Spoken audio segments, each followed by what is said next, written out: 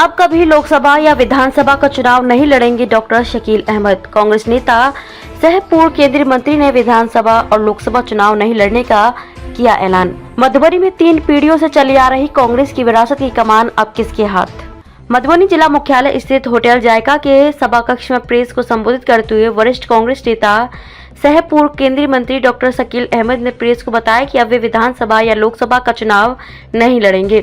इस बाबत उन्होंने राष्ट्रीय अध्यक्ष मल्लिकार्जुन खड़गे को अपने फैसले से संबंधित लिखित पत्र भेजकर अपने निर्णय से अवगत करा दिया। वहीं 6 प्रश्नों के पत्र की प्रति बिहार प्रदेश अध्यक्ष अखिलेश प्रसाद सिंह को भी भेज दिया है। इसके साथ ही 3 पीढ़ी से कांग्रेस के टिकट पर चुनावी मैदान में डटकर लगातार काफी दिनों तक 20वीं विधानसभा, हरलाखी विधानसभा और मधुबनी लोकसभा का प्रतिनिधित्व करते रहे डॉक्टर शकील अहमद के दादा स्वर्गीय अहमद गफूर, पिता स्वर्गीय शकूर अहमद से शुरू हुए राजनीति सफर की उपज 1985 से 3 बार विधायक, मंत्री, 2 बार सांसद और केंद्रीय मंत्री रह चुके श्री अहमद के द्वारा चुनाव नहीं लड़ने के ऐलान से जहां उनके चाहने वालों में काफी मायूसी देखी जा रही है। वहीं श्री अहमद के स्वच्छ राजनीतिक जीवन की तारीफ इनके दल के अंदर ही नहीं विरोधी दल के लोग भी करते रहे हैं। अपने दादा एवं पिता से विरासत में मिली राजनीति की परंपरा को आगे जारी रखने को लेकर इन्होंने बताया कि उनके भी 3 बेटे हैं। वे चाहते हैं कि 1937 में दादाजी के द्वारा कांग्रेस के टिकट पर चुनाव लड़ने की परंपरा जारी रहे। हमारे 3 बेटों में से कोई एक आगे इन परंपरा को जारी रखे, लेकिन इसके लिए अभी कोई तैयार नहीं है। तो वहीं उन्होंने अपने पुरखों द्वारा स्थापित परंपरा पर विराम भी नहीं लगाया है, क्योंकि आगे श्री अहमद बताते हैं कि भविष्य फल का कोई दावा नहीं कर सकता। तो इस बात को लेकर कयास लगाया जा रहा है कि इनके तीनों में से एक बेटा अब आगे कांग्रेस पार्टी की सक्रिय राजनीति में दिखाई दे सकते हैं।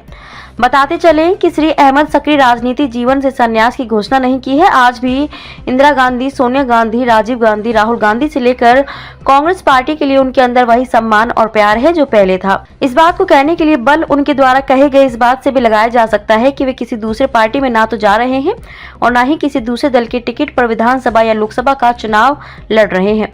उन्होंने कांग्रेस पार्टी और गांधी परिवार, खासकर राहुल गांधी की तारीफ भी की। मधुबनी से चौथा स्तंभ, ब्यूरो रिपोर्ट। इसलिए ये फैसला हुआ और उसकी वजह से मैं अपनी पार्टी का आभारी हूँ। ये पार्टी ने 4 मरतबा गठबंधन से जब शुरू हुआ है, जब से तो 4 मरतबा कांग्रेस लड़ी है। 4 मरतबा पार्टी ने मुझको अपना उम्मीदवार बनाया था। तो ये सब जानते थे कि अगर कांग्रेस को ये सीट मिलेगी तो शकील अहमद को मिल जाएगी। तो इसलिए सीट का कोई मामला नहीं था मेरी समझ से। जब उन्होंने बयान दिया कि और राहुल गांधी जी ने प्रयास किया था मेरे टिकट के लिए, उन्होंने यहाँ लोगों से बात की, उनको कहा गया कि अगर एक भी सीट पर अदल बदल हुआ तो शायद 40 सीट पर गठबंधन जुट जाएगा। तो स्वाभाविक है कि पार्टी लोकसभा का चुनाव लड़ रही है, महत्वपूर्ण है, देश का चुनाव हो रहा है। लेकिन जब मुकेश सहनी जी ने ये कहा कि हमको जबरदस्ती वो सीट दे दी गई थी, हमने सीट नहीं मांगी थी, तो मुझको लगा कि मेरे नाम पर असहमति है गठबंधन में। इसलिए मैंने फैसला किया दूसरे किसी कांग्रेसी को मिलती नहीं है वो सीट, कि कांग्रेस को मिलेगी तो शकील अहमद को मिल जाएगी।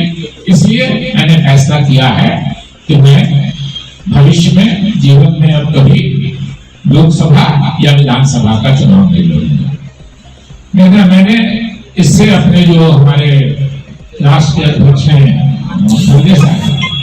उनको मैंने पद से अवगत करा दिया है। उसके लिए कॉपी हमारे जो प्रदेश के अध्यक्ष हैं दिनेश जी उनको भी दी है। 5 मिनट में अगर मैं पत्र पढ़ दूं और पत्र की कॉपी भी है तो मैं बांट भी दूंगा, लेकिन मैं 5 मिनट में चाहता हूँ कि वो पत्र भी मैं पढ़ दूं।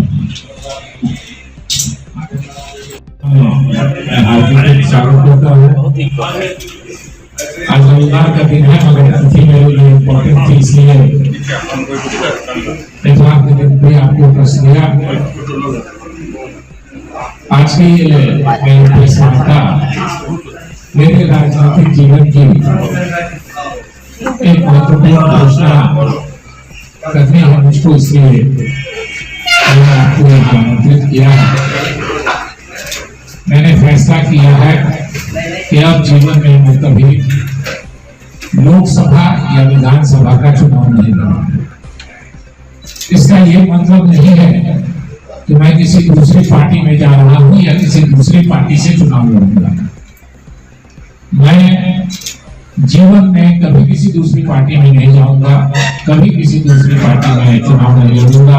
मैं जीवन भर कांग्रेस का समर्थक शिवजी तक बने रहूंगा।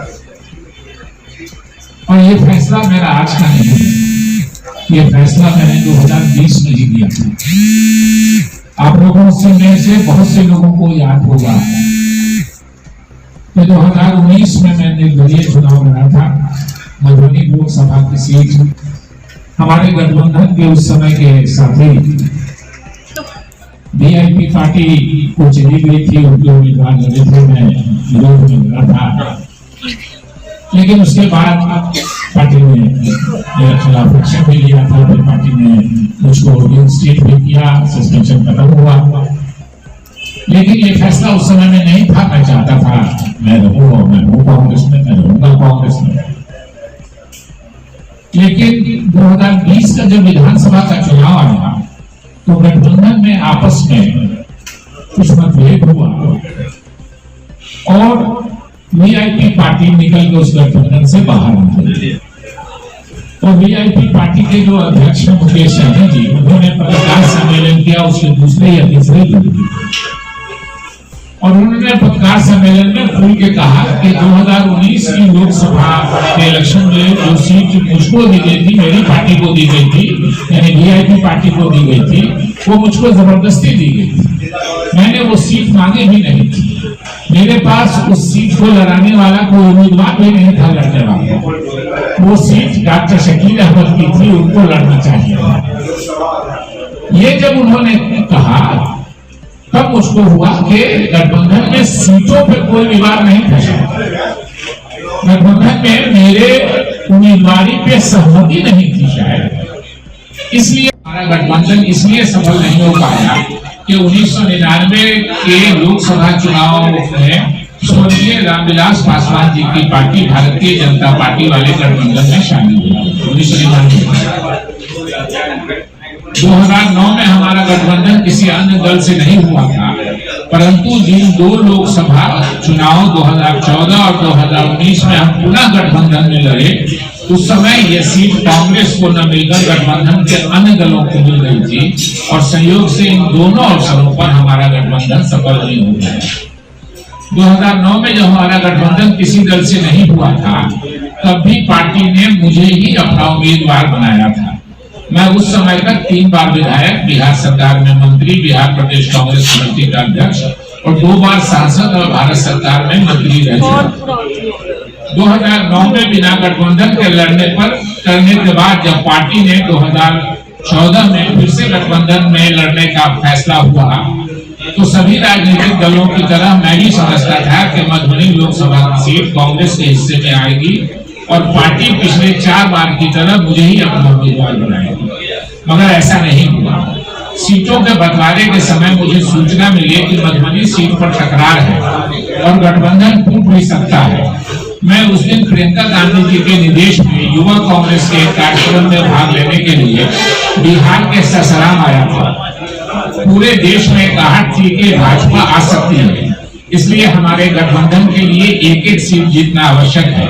यही सोचकर मैंने ससाराम से ही बयान दिया कि जब देश पर सांप्रदायिक शक्तियों के शासन का खतरा हो तो व्यक्तिगत स्वार्थ कोई मायने नहीं रख सकता है। मेरी सीट के लिए गठबंधन तोड़ने की कोई आवश्यकता नहीं है। गठबंधन जिसे चाहे मधुबनी की सीट दे दे। इस बात का सत्यापन उस समय के प्रदेश कांग्रेस अध्यक्ष और वर्तमान में जदयू नेता एवं मंत्री श्री अशोक चौधरी जी भी करेंगे, क्योंकि मेरे बयान के बाद उन्होंने फोन करके मेरे बयान की सच्चाई जानना चाही।